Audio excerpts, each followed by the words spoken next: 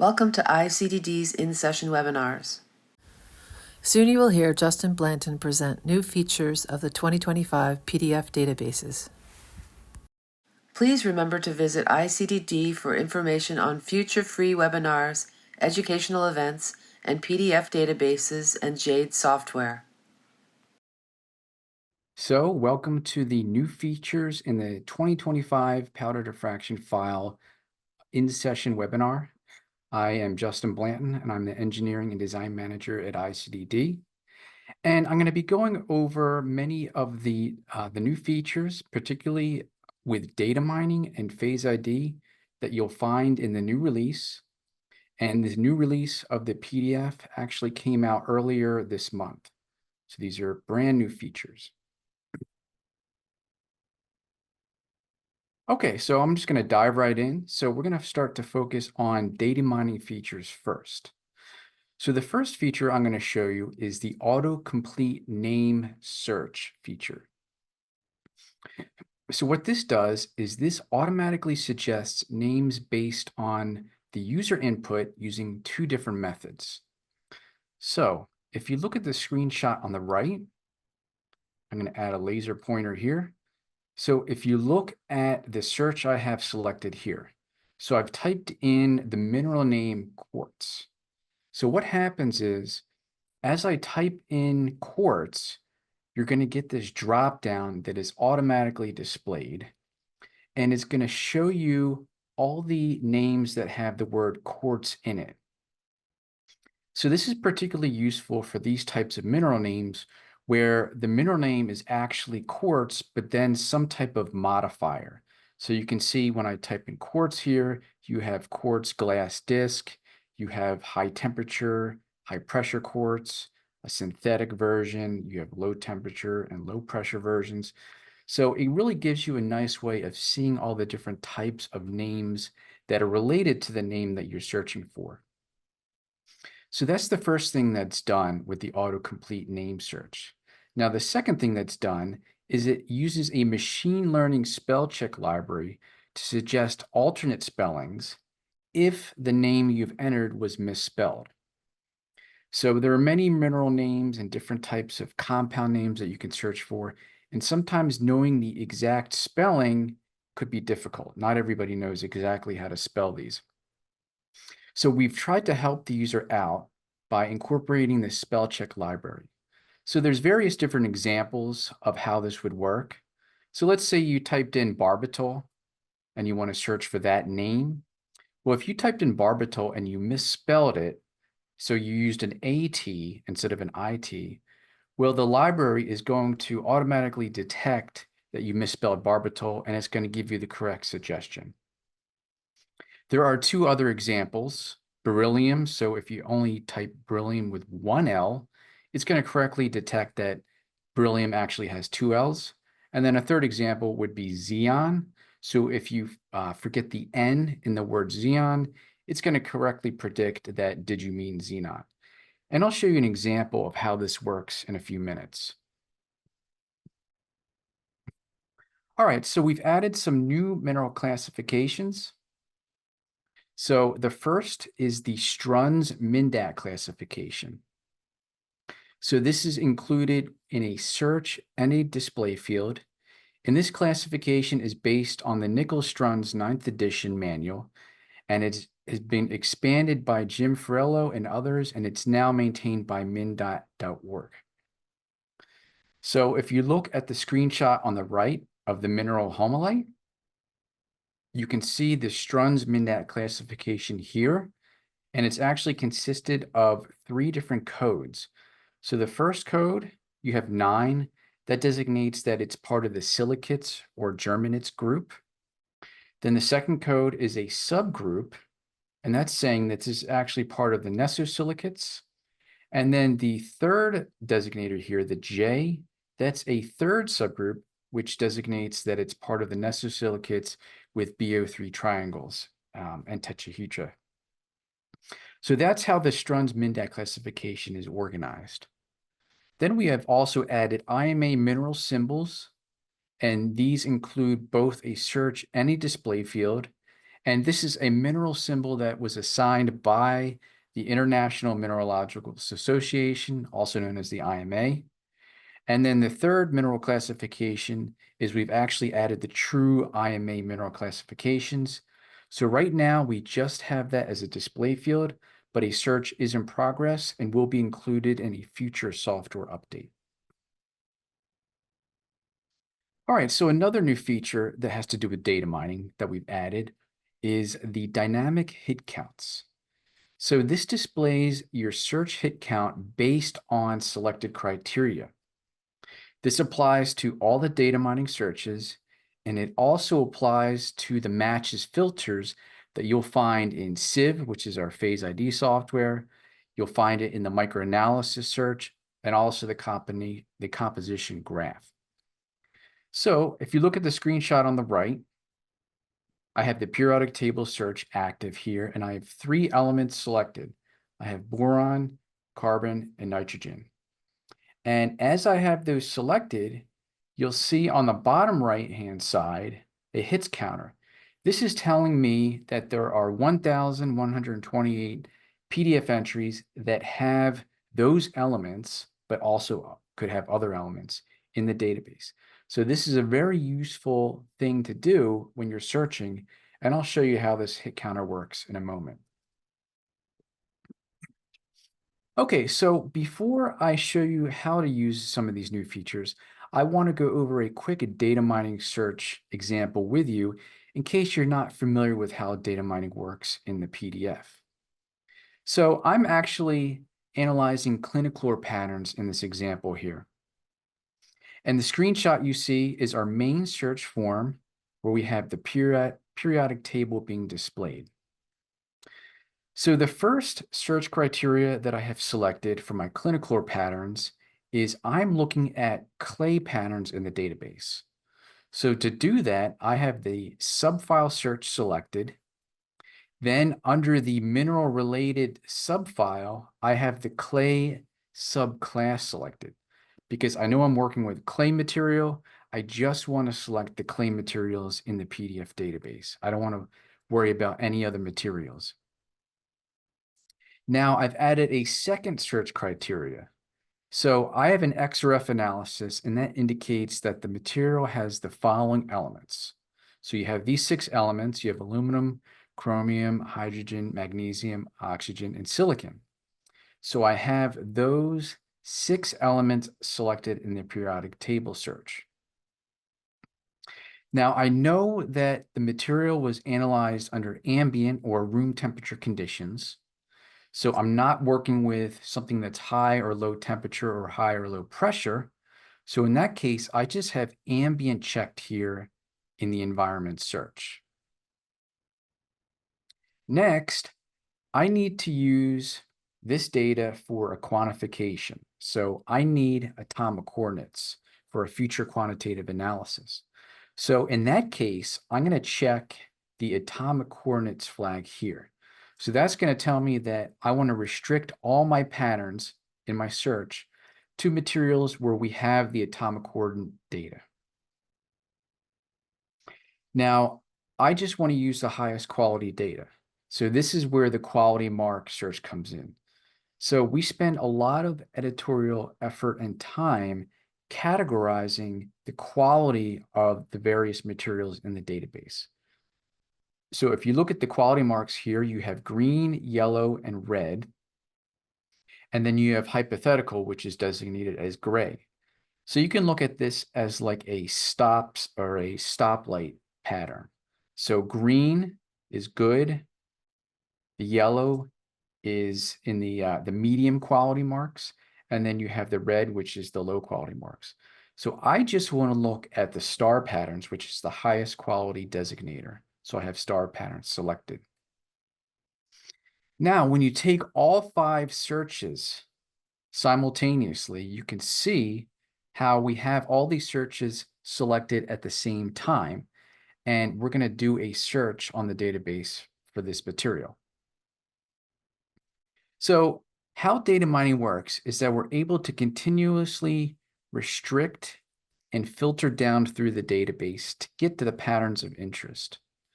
So with the PDF5 Plus 2025 database, which is our flagship inorganic and organic database, we have over 1,100,000 entries. Now, this is a large number of entries, but it's very easy using these targeted searches to get to the patterns that you're working with. So let's say we do our subfile search and we look at the clay patterns. We're now down to just 356 entries. So just right off the bat, we've been able to narrow down from over 1 million entries to just a few hundred entries. This really shows you the power of the subfile search. Now, using our XRF analysis, and I restrict the search to these 6 elements, we're down to just 16 entries. So this really shows you that with 2 searches, we could restrict the search down to just a handful of entries. And we could probably just stop now and start sifting through these 16 entries, analyzing the materials. But we're going to go a bit further. So when we restrict to the patterns that are taken under ambient conditions, well, we're down to 15 entries. So we knocked one of those non-ambient entries out of the search. If we want to look at the patterns that only have atomic coordinates, we're down to just 12 entries. So we were able to knock out 3 of those patterns that did not have atomic coordinates. And then if we want to look at just the highest quality patterns, now we're down to just 4 entries. So from here, we can look at our search results. So now I'm going to do a database demonstration. So I'm going to go over to the database, which I have loaded over here. And at the top left, you can see the data mining form that I was showing you. So with this data mining example that I just showed you, I'm going to show you how the dynamic hit counter works with that example. All right, so the first search that we hit selected was actually clay patterns. So on the top left in the subfile search, I'm going to scroll down to where it says mineral related, and then I'm going to click on clay. And if you look at the bottom right, you can see the hit counter automatically gets updated in the background, and it now displays 356 entries. So I know that if I'm just searching for these clay patterns, I'm going to get 356 patterns in the database. All right, now we had a second search. So we had searched for 6 elements, so hydrogen, oxygen, magnesium, aluminum, silicon, and chromium. Now you can see the hit counter has automatically updated and it's down to just 16 entries. So if I add ambient, I'm down to 15. If I add atomic coordinates, now I'm down to 12. And then if I unselect all the quality marks and only leave the star quality mark checked, I'm down to just 4 hits.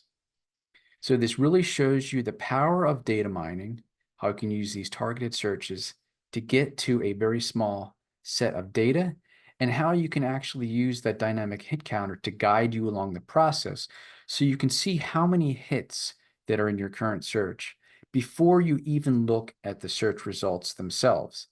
Now that we're down to our 4 hits, I'm going to click the search button on the bottom left.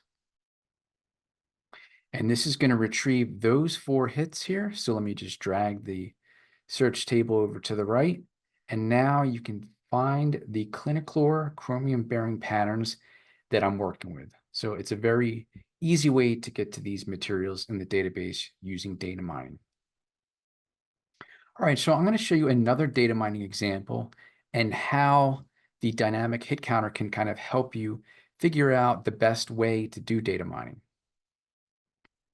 All right, so in this example, I'm going to go back to the 3 elements that I had selected originally, and we're just going to look at the organic emphasized patterns in the database. So I will mention that last year we introduced our PDF5 Plus database. So our PDF5 Plus database took our PDF4 Plus database, which was our flagship inorganic database, and we combined it with the PDF4 organics database into a single database that contains both inorganic and organic materials, and we now call that the PDF5+. We allow the user to do searches, and they can restrict whether they want to look at the entire database. So if I have all data selected here at the top, that's going to look at all 1,100,000 entries. But if you're working, let's say, with just mostly inorganics, then you can click this button that says inorganic emphasized, and that's going to restrict all your searches and your phase ID to just inorganic patterns, but it's also going to include some common organics. So clicking this button is like using the database as if it were the PDF4+ data. Now, if you were working mostly with organic materials, but you do want to include some common inorganics, that's when you would click this organic emphasized button. So this is a three-way selector that we had actually implemented in last year's release. So for this example, I'm going to actually select organic emphasized, and I'm going to select these three elements: boron, carbon, and nitrogen. And what you'll see at the bottom right is that the dynamic hit counter has updated, and it's telling me that there's 23,811 patterns in the database that have those three elements. But if you notice, I have the AND Boolean operator selected. That means that we're looking at patterns that have these three elements, but they could also have other elements. So what happens if you change this Boolean operator? So I'm going to change this from AND to only. And this automatically updates the hit counter. And now it's telling me that there's actually 0 patterns that have only these three elements, but no other elements. So right off the bat, this is telling me that if I use this Boolean operator only for these three elements in the organic emphasized mode, that there are actually no hits. So I know that I will not get any hits, and it doesn't make any sense to do the search further. So I can go and change the Boolean operator another time and select just. Now the number of hits has increased to 146. And that's because the way the just operator works is that it shows me all patterns that have boron, carbon, and nitrogen, but they can have any permutation of these elements. So they could have just boron or just boron and carbon, but no other elements that I've not selected. So in this case, I'm going to click the search button. And now I can scroll down and see that there's patterns that have carbon, patterns that have nitrogen. There are some that have both carbon and nitrogen, but there are actually no patterns that have all three. And that was demonstrated when I clicked the only operator here. So I really wanted to kind of show this data mining example and how you can use the dynamic hit counter to kind of make it more intuitive. All right, so now I'm going to show you how to use the new autocomplete name search. So I'm going to close my search results. Now on the data mining form, I'm going to click the formula name tab right here. Now I'm going to switch back to inorganic emphasized. Okay, so here is the name search, and you can type in any name. So you could type in a compound name, a mineral name, an alternate name, or a zeolite name. So for my first example, I'm going to type in quartz. And as I'm typing in quartz, you can see that this drop down is now being displayed, showing me all the different types of quartz patterns in the database. So I could just search for quartz and it'll give me all the different types of quartzes. But now that I see, oh, there's different types of synthetic quartzes, there are different types of low and high pressure quartzes, I could easily then click on one of these. Let's say I want to look at this quartz alpha synthetic. I could click on that and then search for that quartz in the database. So that's the first way how the autocomplete name search works. Now, the second way that I mentioned is that we're now using a spell check library to help the user in case they misspelled the name. So as I'd mentioned, there are a couple good examples that I have. So if I type in barbital with an AT, you can see that now it's suggesting, did you mean to type barbital with an IT? So there's actually two different types of barbitals. There's barbital and then barbital sodium. Another example, as I mentioned, would be beryllium. Let's say you accidentally put in one L. It correctly predicts that beryllium is actually spelled with two L's, and it shows you all the different types of berylliums that you could search for. And then another example, as I had mentioned, would be xenon. So it's very common to spell xenon without an N, but it predicts that, did you mean xenon with an N, or xenon? So that's how the autocomplete name search works. Now, I did mention we had added several new mineral classifications to the database. So I'm going to just show you one example of how you can use the new Strunz-Mindat classification. So I'm going to click on the Classifications tab here. And this is showing all the different classifications. Now, if you look in the middle, this is the new Strunz-Mindat classification. So it's classified much differently than our classic mineral classification that you see on the left here. There's actually 10 different groups that you can search on. And each group actually has a subgroup, and then those groups actually have second subgroups. So let's say we want to search on the silicates. So I can just click on group number 9, which designates silicates. And if I click the search button, that's actually going to return all the silicates for the Strunz-Mindat classification. And what I'm going to do in this example is I'm actually going to add the Strunz-Mindat classification display field. So it's very easy to customize these display fields. You can either click on the fields menu here, or you can right-click any column. And then I'm going to go to classifications, and then I'm going to select the Strunz classification. And now it's showing me the Strunz classification field here. So as I had mentioned, I selected silicates, which is group 9. And you can see in the search results, these are all group 9.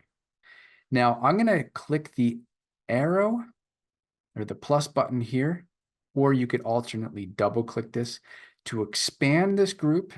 And this is showing me the subgroups of the silicates. So you have nesosilicates, sorosilicates, etc. So I'm just going to click the first subgroup, nesosilicates, and that actually brings up a second subgroup. So I could click on 9.A, and that's going to search for all the nesosilicates. So I'll just show you how that works. I'll click the search button. And now if you look at the Strunz classification search field, everything is a 9.A. But I could actually take this one step further and select 9.AA. And this is actually the second subgroup, which is nesosilicates without additional anions, and then includes cations in the tetrahedral coordination system. So if I select 9.AA and click search, now we're looking at all the nesosilicates in that second subgroup here. So it's a very powerful search, and you can obviously select multiple classifications if you wanted to. You could select, let's say, the silicates and the oxides, and you could search for both of those.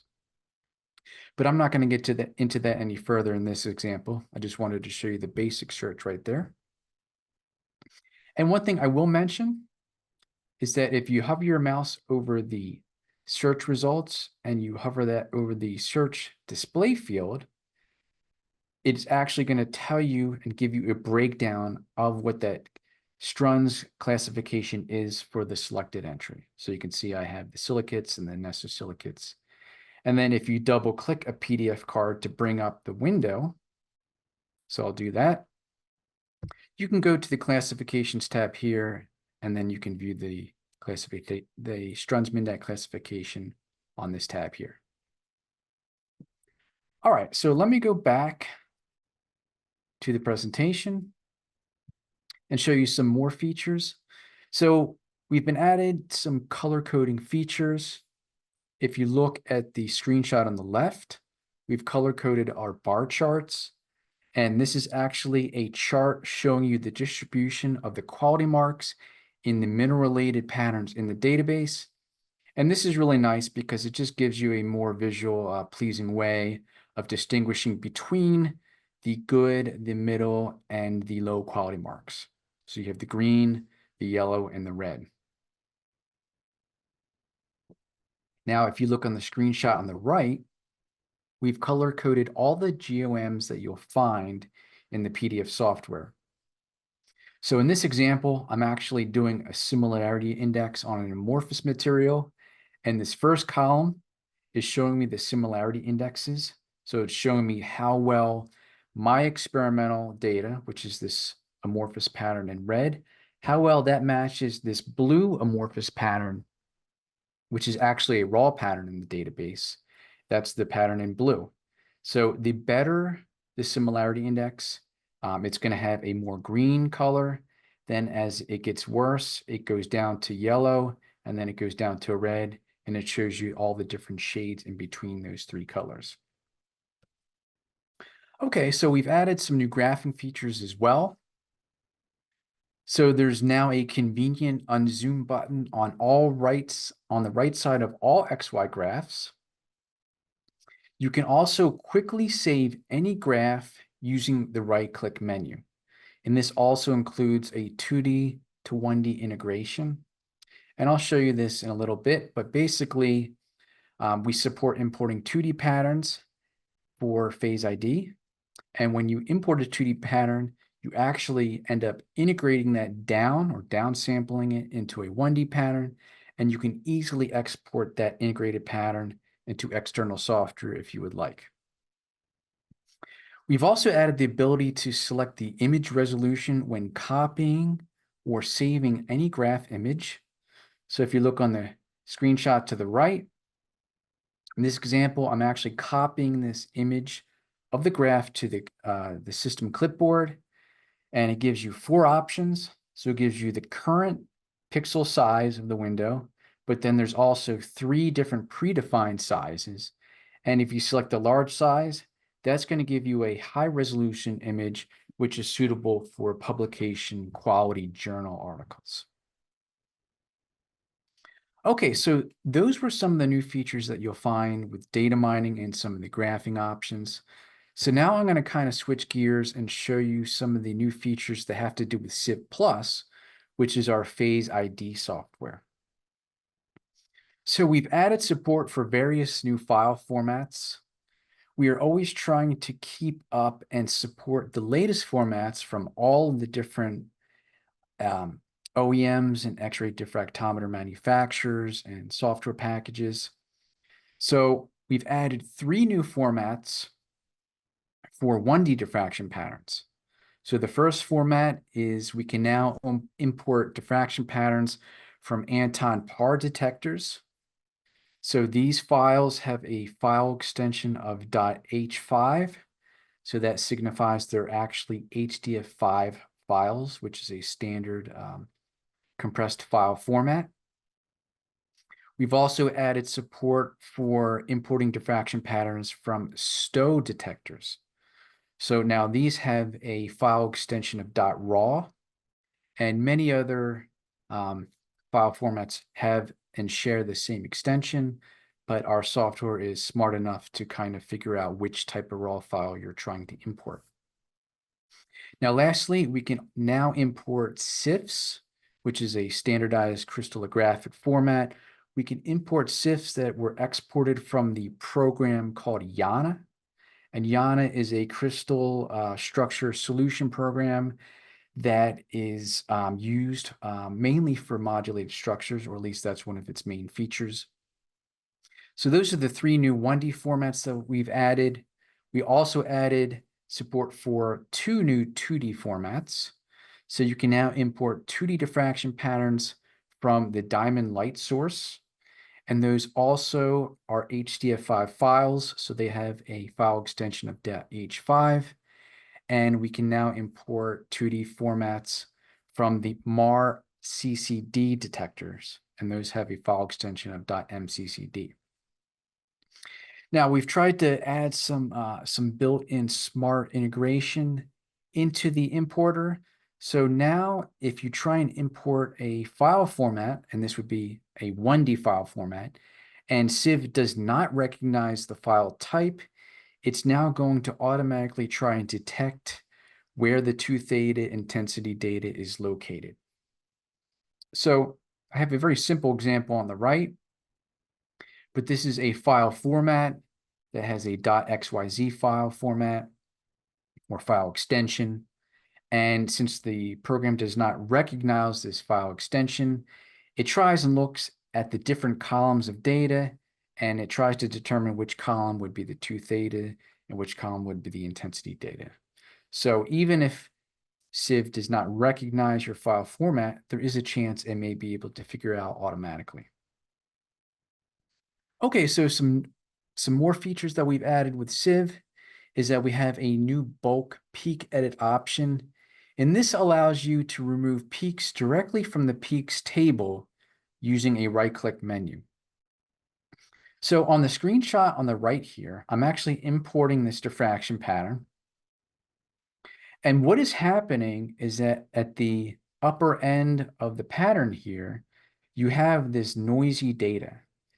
And if you use the standard peak search settings, it actually thinks that there's peaks in this noise here. But these are not peaks, this is just noise. But what you could do is you could try and change your settings so you don't get these peaks. But sometimes a nice quick and dirty way is just to get rid of these peaks yourself manually. So what I've done here is I've actually selected these peaks in the table, and you can easily just right click and then delete those out of here. So we don't need to worry about these peaks interfering with the phase identification. Another new feature we've added is the ability to add or remove peaks without having to reset the session. So previously, if you wanted to add or remove peaks after you already imported the data, you would have to reset your session and start at the first phase again. Now you can do that even if you've accepted multiple phases. We've also added a zoom to peak option for trace phase analysis, and I'm going to show you an example of how that works. And you can also add your SIeve phases to a custom PDF set, and I will also show you how that works.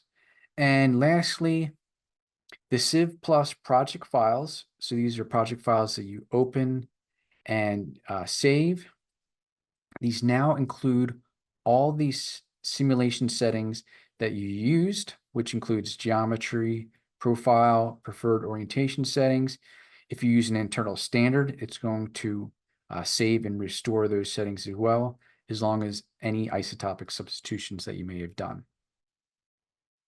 Okay, so now let's do some database demonstrations on some of these new phase ID features. All right, so I'm going to go back to the database. And now what I'm going to do is I'm going to click this button on this toolbar that says SIeve Plus. So this is opening the phase ID program now. So we're kind of switching from data mining mode to phase ID. Now I'm going to import a 1D diffraction pattern. So I'm going to click the import 1D diffraction pattern button. I'm going to select a raw file. So this is a Chinese white raw file. And what you'll notice is that the program automatically processed the data and did a peak search. Now, if you have time, you can always go in, edit the settings, and kind of go through processing of the data. You can change the parameters of how to select the background, how to smooth it if you wish, how to strip the K-alpha 2, and you can fine tune your peak search algorithm. But for this demonstration, I'm not going to go into detail with any of those settings. And of course, you can always add peaks. So I could always just click a peak here if I wanted to add a missing peak, or I can always click to remove a peak. So importing data, it's very customizable and it's very powerful. But for this example, I'm just going to import this data and just use the default settings. Now I'm going to click the import button. And the first thing you'll see before it actually does the search is that it prompts me to select a search filter. And one thing you'll notice is that I already had mineral related selected from a previous search, so that was already selected. And if you look at the bottom right, we now see our new dynamic hit counter. So now it's telling me that since I have mineral related selected here, I'm going to be searching only 48,000 patterns in the database. Now I could change this to a different subfile. Let's say I was working with metals and alloys. I could click that and the dynamic search hit counter is going to change to much higher number. So this is 169,000. So I do know I'm working with a mineral, so I'm going to select mineral related here. And I'm going to select apply filter. So now it's doing the search. So it found the first phase, which is calcite. So I'm going to select accept phase here. It found the second phase, which is anatase. So I'm just going to select the best anatase pattern. Now it's telling me, do you have calcite in here? Well, I had already selected calcite. So I know it's not calcite. And there's a couple other different minerals here, which I'm not quite sure about. So this is where the new zoom to peak feature comes in. So we added the ability to do a trace phase or a minor phase analysis. And where this comes in handy is if you've done a peak search, you've imported your pattern, you've accepted some phases, but now you might have some peaks that are not matched here. And these are actually low intensity peaks. So a trick you can do is you can take one of these low intensity peaks here. So I'm going to take this first peak. I'm going to right click the tick marker underneath the peak. And then in this menu, I'm going to select single peak search. Because I want to tell the software to just search on this peak, since I think this might be a minor phase in my analysis. Now, the new button that we've implemented is a zoom in peak search here. So if I click zoom in peak, it is now zoomed down to this peak, which is actually at 11.62 degrees to theta. And it's showing me the window that I'm going to be searching here. So the window is 0.05 angstroms. Now I can lower this window. So let's say I select 0.01. Now I've made the window much more narrow. And I can make the window even bigger. So let's say I select 0.1. So now the window is even bigger than the peak itself. But now I can visually look at the peak, and I'm going to go back to 0.05. And now I can say, okay, this is a pretty accurate window of the peak that I have selected here. So I'm going to now click the Run Search button. And now what it has done, it has essentially searched on this peak in the database, and combining that with the peaks that are left, it has now come up with gypsum. So gypsum, I know, is actually one of the minor phases in this material. So this is really kind of a neat trick that you can do to kind of help you with your minor and trace phase analysis. All right, so now I'm going to show you an example of importing a two-dimensional diffraction pattern and show you some of the new features associated with that. So now I'm going to click the Import 2D Pattern button. Actually, let me back up. Before I do that, I did mention that we added the ability to add phases to a custom PDF set. So what that means is you can go down and click the Phases tab here at the bottom. And this is showing me that the 3 phases that I had selected here are listed in this table. So I'm going to select all 3 phases and then right click and then select Add to Custom PDF Set. And now I can create my new set. I'm just going to type it, my set of 3 phases. And then I can click OK here. And what that has done is that has transferred those 3 phases, or the PDF numbers for those 3 phases, to my custom PDF set list. And if I click on the search button and I go to the subfile search, now that custom PDF set has been added here. So these custom PDF sets are a very powerful way for organizing patterns in the database. You're essentially creating your own type of subfile that can be used. And these custom PDF sets can be used for data mining searches, but they can also be used as a powerful way to restrict searches in SIeve Plus. So you can actually use them as a matches filter. So if I click the set filter button up here, and then I go down to the subfile search, here are all my custom PDF sets. And they can, of course, be applied to any of the SIeve searches. All right, so now I'm going to, and moving forward, I'm going to click the Import 2D Diffraction Pattern button. And now I'm going to select a 2D pattern. So I'm going to select this pattern here. So this is a Mars CCC detector pattern, and it has the file extension .mccd. So this is actually a new file type that we support in the new version. So I'm going to click the Open button here. And let me just expand this window so you can get a better view of the 2D image. And if you're not familiar with 2D patterns, so if you look at this 2D image on the left side, basically you have these rings, and each ring is actually a peak in your 2 theta data, your diffraction pattern. And the brightness of the rings actually correspond to the intensity. So the brighter the ring, the more intense that peak is. Of course, the wider the ring, the more broad the peak is. So with 2D patterns, in order to do phase ID on these types of 2D patterns, what you need to do is you need to integrate around the rings and around the entire pattern, and then integrate that down into a 1D pattern. And to do that, you need various settings. So you need the camera to detector distance, you need the detector angle, if one exists, you need to know the type of geometry that was used. You also need to know some information about the image itself. So you need to know the pixel size used for the image. You need to know where the center of the diffraction pattern is. So the center right now is denoted by this red dot here. But sometimes you'll find when you're importing a 2D image, some of these settings are not always included in the metadata. So in this example, it actually is not including the camera distance. And you can tell because the distance is set to 0, and there's actually this yellow yield icon. And when you hover your mouse over the icon, it says that the detector distance must be greater than 0. But I know if I look at the file name, it actually says 70 millimeters. So that's actually the detector distance. But since we use units of centimeters, I'm just going to convert 70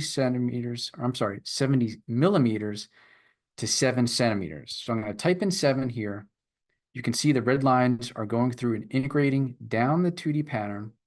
And now we have our integrated 1D pattern on the bottom right-hand side. And we can now use this for our traditional phase ID. All right, so what I'm going to do is I'm going to process this data. And I've used some default settings that I've selected before, but we were able to kind of pick off all the major peak positions here. And we're going to search on those peak positions. So I'll click the import button, and I'm going to select mineral related again, because I know I'm working with a mineral, and I will click the apply filter button. And now we found our 2D pattern of silicon. So if you look at the image viewer on the bottom left, the top half is actually the raw 2D image that I'd imported. So this is actually the diffraction pattern that we've imported and we're trying to analyze. Now the bottom half, these blue rings, that's actually a simulated 2D pattern from the silicon pattern in the database that I've selected up top. Now you'll notice that some of the lower intensity rings are hard to see. So one thing you can do is you can change this intensity slider you'll see on the right-hand side. Right now I have it selected as linear, but if I drag the slider, I can increase the intensity, and right now I have it set to 6x. So this is taking the linear intensity, multiplying it by 6, so it can really bump up these lower intensity rings. And I'll drag this back down to 1x, so now there's no magnification really being done to the intensity. As an alternative, you can select a square root intensity scale. So that will also bump up some of these lower intensity peaks so they're a lot easier to see. If you want to do a more drastic measure, you can select a logarithmic scale. And that's going to essentially bump up all the lower intensities to a much higher intensity, so they're all visible. Square root seems to be a good compromise, I think, for this pattern. I will mention that, of course, even though we've imported a 2D pattern, we can always go back to the 1D view. So we can look at the integrated pattern. And I can change my profile function for the simulation I've set and do a crystallite size estimation there. So very easy to work with that. All right, so that was some of the data mining examples. I'm sorry, the phase ID examples. And now I'm going to go back to the presentation and show you one of our last but very important new features that you'll find in the 2025 PDF4 Plus and PDF5 Plus databases. So we have now added a new RAMANsearch to the database. So for 2025, we've added 554 RAMAN entries to the database. So with these new RAMAN entries and these new RAMAN patterns, we've added new types of RAMAN searches to allow you to easily data mine these new RAMAN entries. So there's 5 different searches. You have a periodic table search, a mineral name search, a formula search, a locality search, and then a description search. Now, this search works a little differently than our traditional phase ID search and our data mining search for X-ray diffraction patterns. So this is a dynamic search, and I'll show you how this works. All the search values that you do are highlighted in the table in yellow. You can easily save and retrieve searches, and we have support for importing your own RAMAN spectra for single phase ID. And many of these entries are in collaboration with the RUF project. Now, of course, with RAMAN patterns and RAMANsearch come RAMAN entries. So on the right-hand side, this is showing you an individual RAMAN entry in the database. So this one is petalite, but we show all the associated mineral and formula information. And it's worth noting that these new types of RAMAN data are going to start with a set 10. So whenever you see an entry in the database that starts with set 10, that actually designates that it's a RAMAN entry. We also allow the user to display multiple RAMAN wavelengths, if they're example, and there's also cross-references available. So we've cross-referenced RAMAN entries to XRD entries and also XRD entries to RAMAN entries. And for many of the entries, we have the RUF ID. So you can use the RUF ID to go directly to the RUF database online. So let me show you a demonstration of how you can use this new RAMANsearch. So on the top toolbar, you'll see a new RAMANsearch button. Now let me expand this window.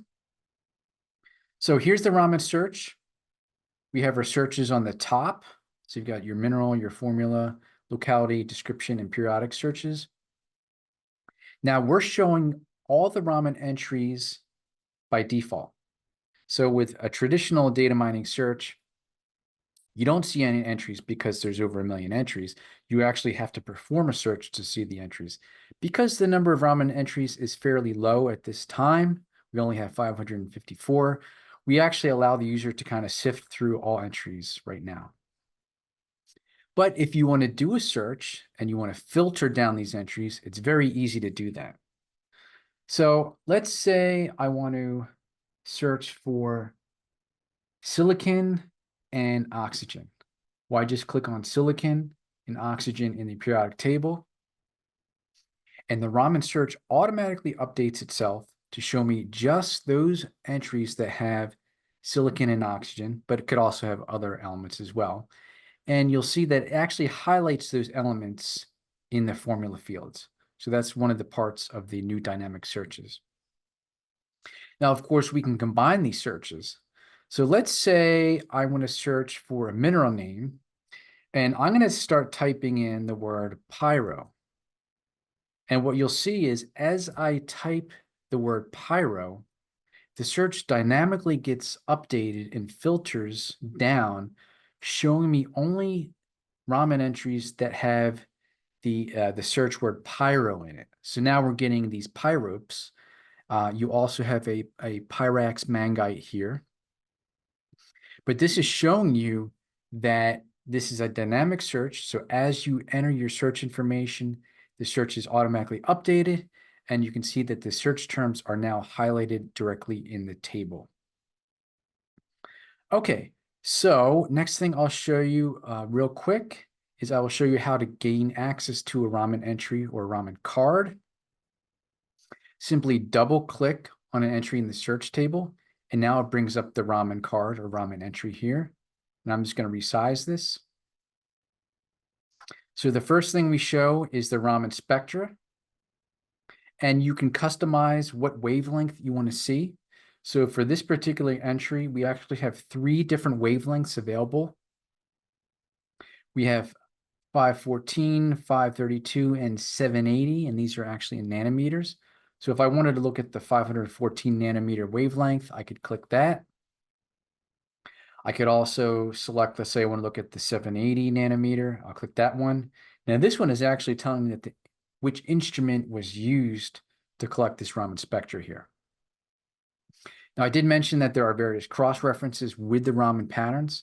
So if I click this drop-down button here, it's showing me that there's actually 2 different patterns in the XRD database that are cross-referenced to this Raman entry. So you can easily get to those by double-clicking on the cross-references. And this shows me the XRD pattern. Now I can always go back and click on the Raman spectra button on the XRD pattern, and this will show me the cross-references that go back to those Raman patterns. So it's very easy to navigate between the XRD patterns and the Raman patterns. And of course, here is the rough ID. So this is actually an active link that will take you to the rough website, and it'll take you to this entry. Now, one more thing I will mention with the Raman patterns is that we did implement a similarity index algorithm. So as a user, you can actually import your own Raman spectra and use that as a comparison to other Raman spectra in the ICDD database and see if you can find the best match to your Raman spectra. So I'm going to do an example where I'm going to click on this fingerprint button that says calculate similarity indexes.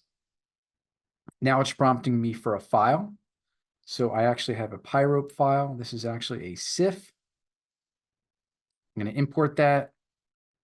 Now here's the Raman spectra that I'm going to import for my similarity indexes. You do have the option to remove the background, but this pattern was actually pre-processed, so there's no background needed to be removed for this one. So I'm just going to import this as is. Now what it's doing is it's creating a similarity index that's comparing my Raman spectra with all the other Raman spectra in the ICDD database, and it's going to find the best match, and hopefully it matches pyrope. And it did. So you can see this first entry of pyrope. If we look at the bottom here, the red plot is the Raman spectra that I had imported, and the blue plot is actually the Raman spectra in the database. And if we look at the legend here, you can see it actually matched the Raman spectra in the database that has a wavelength of 780 nanometers. So I know exactly which Raman pattern it had matched. There's also another Raman entry associated with this pattern that was taken at 532 nanometers. That's this green pattern, which is kind of faded in the background. I could change my fill style so you could kind of see that, but you'll notice that one does not match as well overall versus the 780 nanometer version. Okay, so that's the new RAMANsearch. I will just give a quick update that we did deploy our PDF auto updates last winter for the PDF 5 Plus 2024. We did include some new features and some bug fixes. And of course, we do plan on having another winter update for the PDF 5 Plus 2025 database. So stay tuned for that update.